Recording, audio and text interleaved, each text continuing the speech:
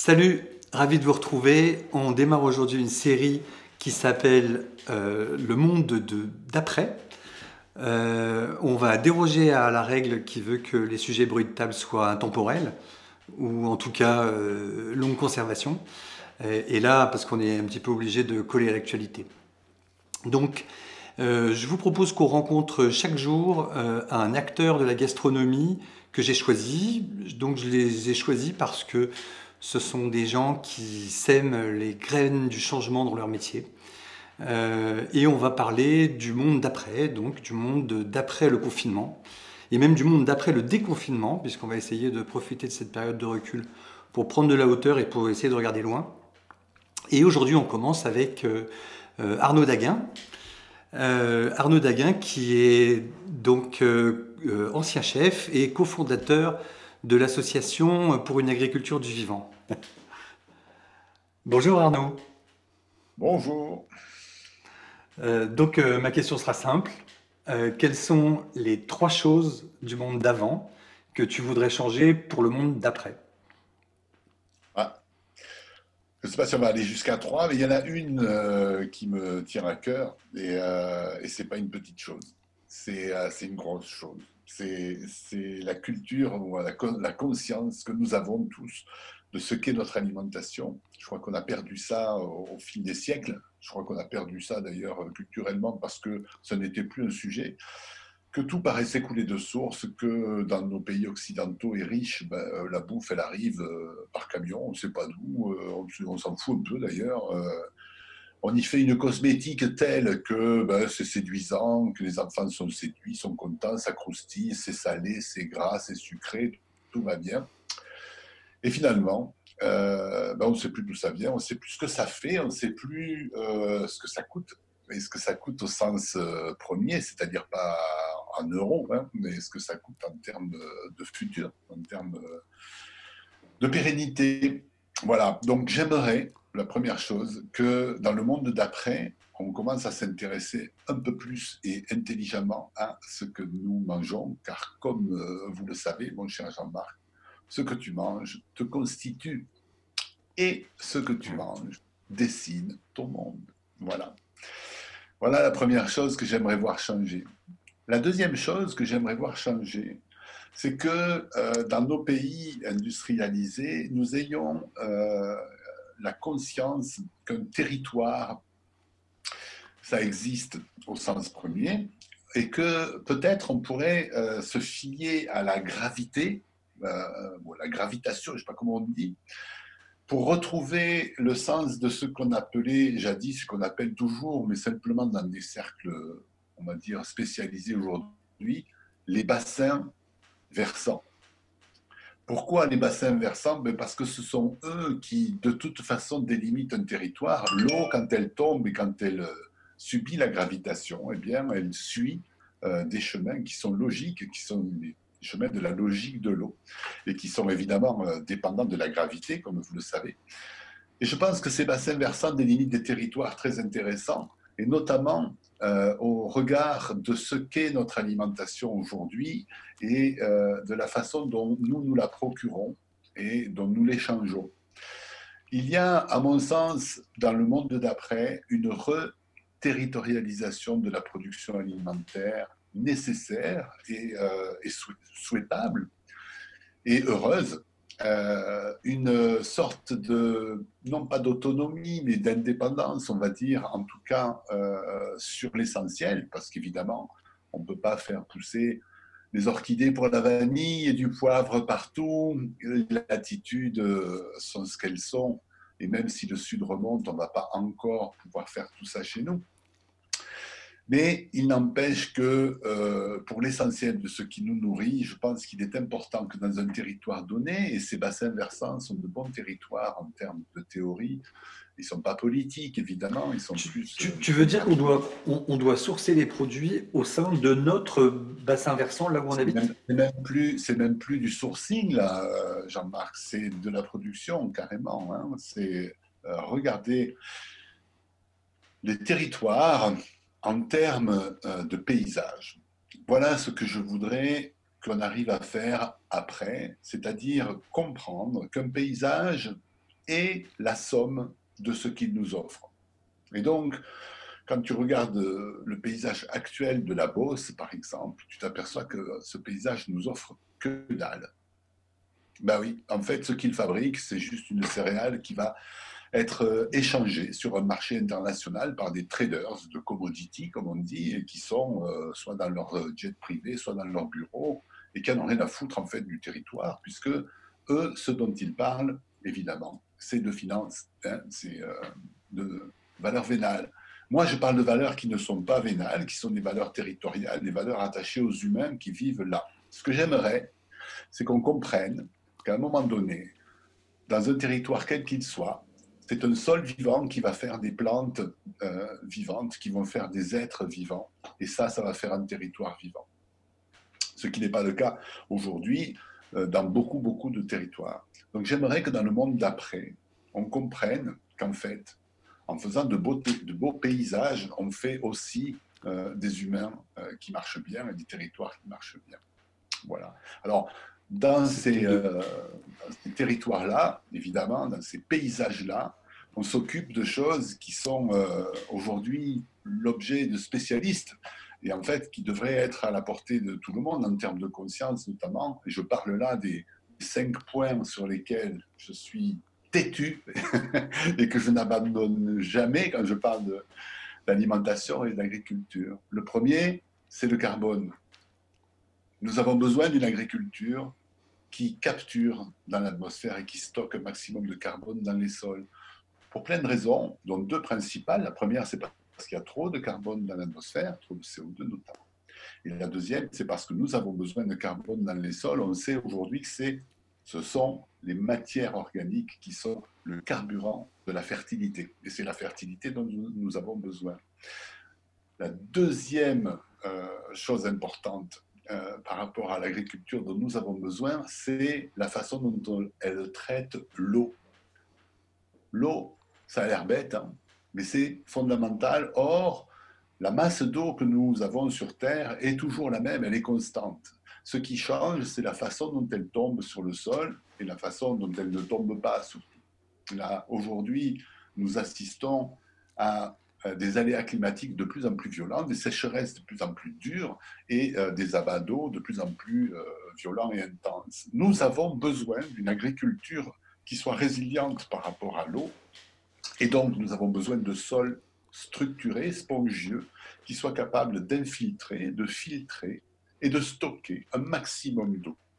C'est pas moi qui le dis, c'est la FAO. Ils sont beaucoup plus spécialistes et beaucoup plus cultivés que moi sur le sujet, donc, et je les laisse nous informer là-dessus.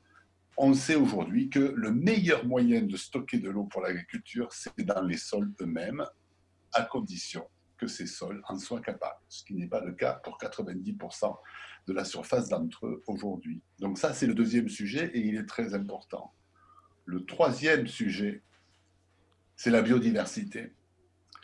On parle beaucoup de biodiversité parce que nous, humains, on voit disparaître des espèces. Et de fait, c'est le résultat que nous voyons. Mais les causes, nous ne les voyons pas.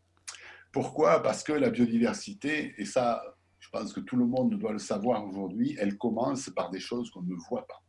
Et les choses qu'on ne voit pas, ce sont des champignons microscopiques, ce sont des bactéries, c'est toute une vie qui grouille dans le sol et qui démarre les chaînes trophiques, c'est-à-dire les chaînes alimentaires, qui vont faire qu'un jour, on va pouvoir voir des oiseaux dans le ciel, des abeilles et des chauves-souris. Mais si on veut tout ça dans le ciel, il faut d'abord qu'il y ait des champignons et des bactéries et une vie grouillante dans le sol. Donc nous avons besoin d'une agriculture qui produise de la biodiversité. Peut-être qu'on pourrait rappeler, pour ceux à qui ça fait peur, que plus il y a de chauves-souris, moins on a de risque que les virus passent de la chauve-souris à l'homme, et pour inquiéter personne. Parce que je suis sûr qu'il se trouve plein de gens pour croire qu'en supprimant les chauves-souris, on supprimerait les virus. Non, non, c'est pour supprimer nos problèmes avec les virus, il faut supprimer l'homme. C'est pas compliqué. Comme ça, l'homme n'a plus de problème avec les virus. 90% du monde vivant nous est totalement inconnu aujourd'hui. C'est pas moi qui le dis. Là, c'est une des plus grandes spécialistes de la vie microbienne qui est au CNRS en France. Alors, j'ai plus son nom en tête. Elle m'a montré sa vision de l'arbre du vivant. Et j'ai dit, mais c'est quoi toute cette masse grise-là qui représente 90% de l'arbre du vivant? Elle m'a dit, ça, c'est ce qu'on ne connaît pas. Mais ça existe, hein. Mais on ne sait pas ce que c'est. Voilà. Et là-dedans, il y a des virus, des machins, des trucs, on ne sait même pas mettre des noms dessus parce qu'on ne sait même pas ce que c'est. Donc, quelle idée de vouloir contrôler, éradiquer, quelle idée de vouloir faire la guerre à tout ça, c'est complètement con. En fait, le seul comportement logique que nous ayons à avoir par rapport au vivant, c'est d'essayer de le comprendre, d'accepter ce que nous voyons fonctionner et de rentrer dedans à notre place, c'est-à-dire là où on sait qu'on peut bénéficier d'un équilibre, on va dire. Et ça, ça vaut par la biodiversité. Comment on fait pour restaurer cette biodiversité? Ou en tout cas, en agriculture, et ça c'est Konrad Schreiber qui me l'a appris, mais beaucoup d'autres agronomes en parlent comme ça. En agriculture, on ne protège pas la biodiversité, ça n'existe pas. En agriculture, soit on produit de la biodiversité, soit on la détruit. Pour produire de la biodiversité, il faut faire une agriculture qui aille dans le sens du vivant. C'est-à-dire qu'il faut que nos sols soient le plus vivants possible. Or, dès qu'on commence à rentrer dans un rapport de guerre ou d'éradication, dès qu'on met un cide au bout d'un mot, que ce soit insectes, fongies, pestis, herbies, dès qu'on met du cide, on est dans la merde. Pourquoi on est dans la merde? Parce qu'on pense qu'on a réussi quelque chose en détruisant une partie de ce vivant qu'on ne connaît pas. En détruisant cette partie qui nous emmerde, on en détruit plein d'autres, on déséquilibre le tout, on permet à d'autres d'arriver et de prendre le dessus. Alors il va falloir les détruire aussi parce qu'ils vont nous emmerder sur nos cultures. Et du coup, en détruisant ces autres trucs, eh ben, on va en faire apparaître d'autres. Et donc il va falloir encore faire la guerre à ça. On n'en sort plus, ça coûte de plus en plus cher, ça nous fabrique une alimentation de merde qui nous rend malades à nous aussi. Donc on ferait mieux de se détruire nous-mêmes tout de suite, ça irait plus vite, hein. Comme ça on ne serait pas emmerdé. Mais pourquoi il nous faut de la biodiversité? Parce que c'est en fait la biodiversité qui nous protège. C'est cette diversité, cet équilibre permanent qui fait qu'on n'a pas à laisser la place à un seul envahisseur ou à un seul ravageur ou à un seul insecte. Voilà, il faut que chacun trouve son équilibre et sa place dans le vivant, nous inclus. Donc ça, c'est le troisième sujet, c'est la biodiversité. Le quatrième, c'est... Non, mais ça, oui. Sur le deuxième point que vous m'avez demandé, mon cher Jean-Marc, donc je vous dis, il y a 5 points cruciaux de notre agriculture sur lesquels il faut qu'on soit absolument regardants tous.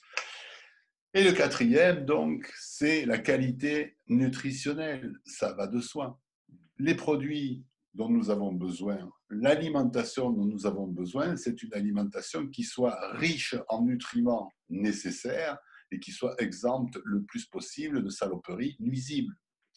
Il se trouve que les saloperies nuisibles, la nature, elle sait en fabriquer et elle le fait très très bien parce que les plantes se défendent. Les plantes, elles n'aiment pas être mangées. Et donc, elles fabriquent des choses. Il suffit de lire le bouquin de Marc-André Sellos sur les tanins, qui s'appelle Les goûts et les couleurs du monde, chez Actes Sud. Vous allez voir, c'est formidable. Il vous explique comment tout végétal se défend pour ne pas être bouffé. Les acacias pour ne pas être mangés par les girafes, etc., etc. Et en plus, ils font circuler l'information pour que tout aille très vite dans ces réseaux-là. Et il semblerait que ce soit les champignons qui nous aident à ça.